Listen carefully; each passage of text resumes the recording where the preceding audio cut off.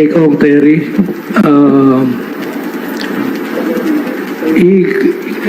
i-summon ba si lawyer ng si Michael Boa sa hearing ng Do you expect na sasabihin nila na they will not participate in a mini trial kung gano'n? Si Mr. Powa po is being subpoenaed not as a part of the defense panel but as a high-level official of the OVP and the Department of Education.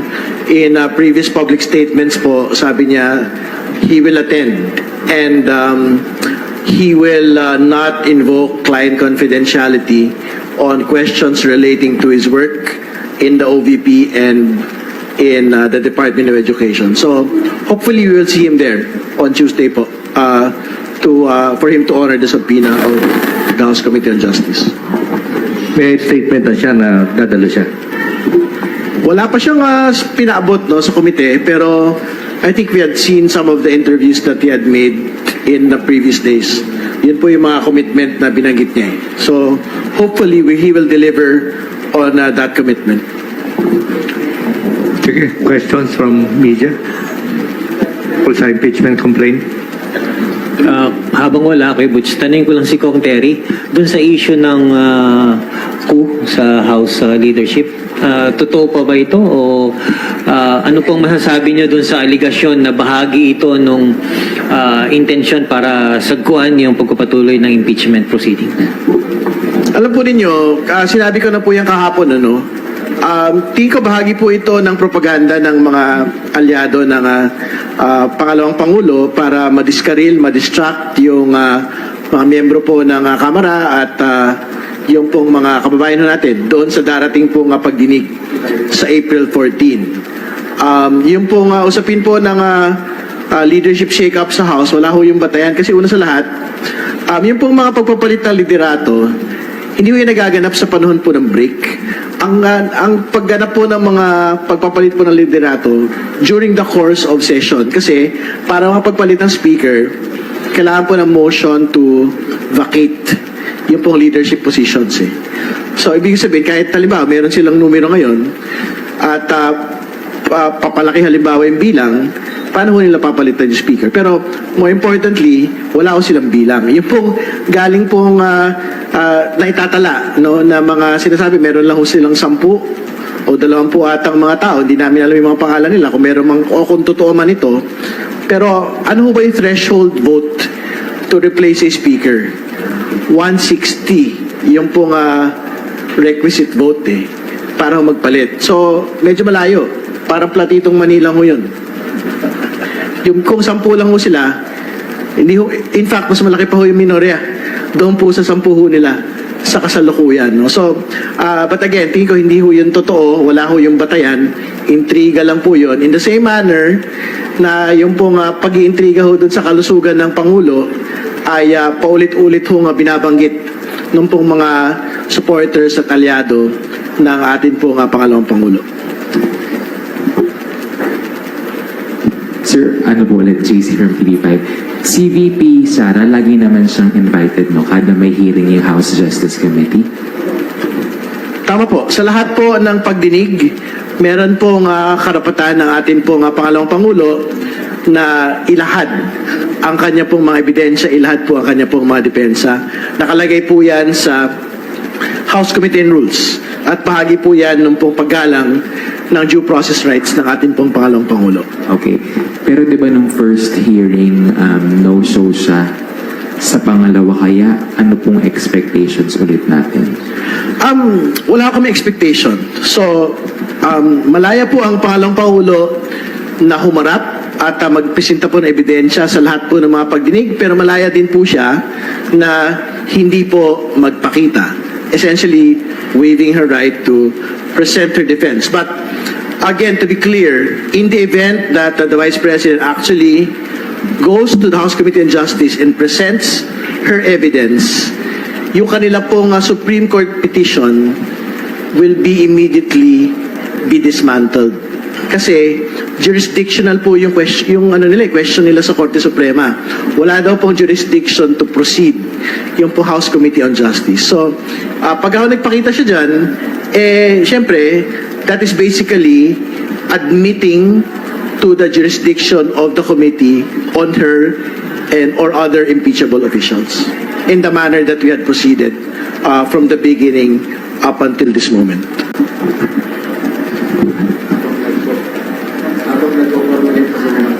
Kung Terry, balik ko lang sa yung ko tanong kanina.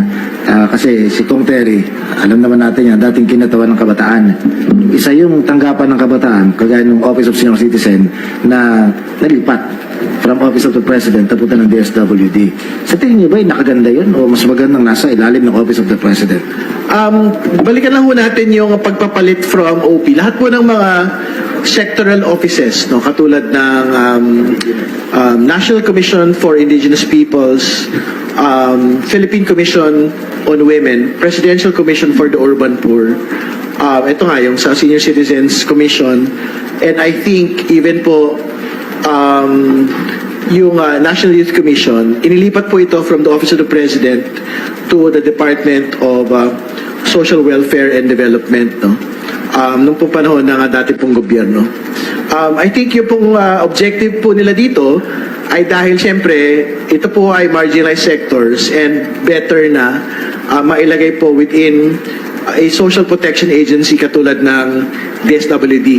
Ito pong mga opisina po na ito. Pero I think we have to be very clear na hindi lang naman po social protection yung pong usapin nung pong mga marginalized sectoral commissions na meron po tayo. So for example, yung pong youth, yung pong urban poor, hindi lang naman ho ayuda, for example, yung kailangan ng mga urban poor eh.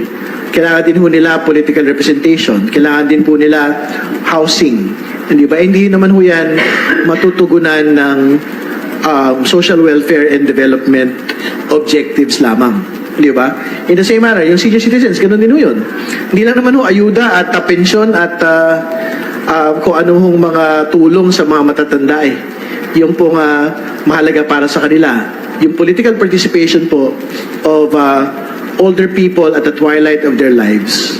It is not something that can be responded to by a social protection agency. Kaya even then and up until today, I think marami po doon sa mga sectoral, marginalized sector leaders, I think they would still insist that magkaroon po ng pagbabalik from DSWD back to the OP. And it is not a slight on DSWD. I think they're doing great work on social protection. Pero if you would want to be able to reflect yung comprehensive nature of the work of marginalized sectoral commissions, I think it is properly placed at the level po of other executive offices under the Office of the President.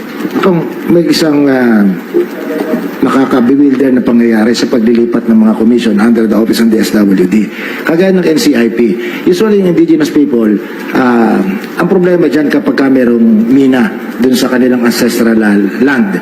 Dalawang titulo natin, yung ancestral title at saka yung kantiyata ang tawag doon. At yung titulo yung Torrens title na ginagamit natin bilang may-ari ng lupa. Imagine kapag tumututol, gamit yung kanilang ancestral rights ang isang indigenous group sa magmimina, magrereklamo yung commission, aakyat doon sa DSWD. So, anong dadalhin ng DSWD? Ayuda. Well, yun po nga yung actual consideration. For example, NCIP po. Ang trabaho nga niyan, sila din po yung nagbibigay ng certification na hindi po naapektuhan yung mga indigenous lands, ancestral domains and lands noong pong mga development activities eh. Hindi ba? Yung ganyan po mga bagay that I don't think that is something that is within the mandate of the DSWD.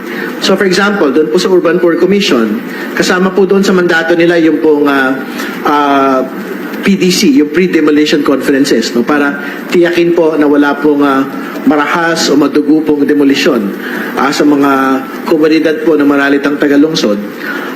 I think that is a mandate that is a bit separate from the social protection mandate of the DSWD. Hindi ba? So, kumbaga, kailangan mo talaga umiral separately, independently po ito mula po sa social protection mandate ng DSWD. Di ba ang DSWD, sila yung puso ng gobyerno. Imagine ko yung dapat caring department ng DSWD dahil under nila itong mga commission ito na pwedeng mag-dispense ng desisyon na makaka-apekto sa sektor na kanilang nire-represent, hindi mo parang ano yun? Parang baliktad. Yung dapat na nanay na tatakbuhan mo siya yung nanay na papalo sa iyo. Well, yun na nga. So, I think ang bola po ay nandun sa mga komisyon. I mean, kung sila naman ho ay magsasabi na you would want to return to the OP as the mother department or mother agency of all of these commissions, tingin ko naman ho, pakinggan po ito ng Pangulo. Sa sa Coast Guard, dumadami na po yung patrol base ng Coast Guard. Yes, sir. Hindi ko kaya matabating sa punto na mas marami pa yung ating patrol base kumpara sa ating mga assets.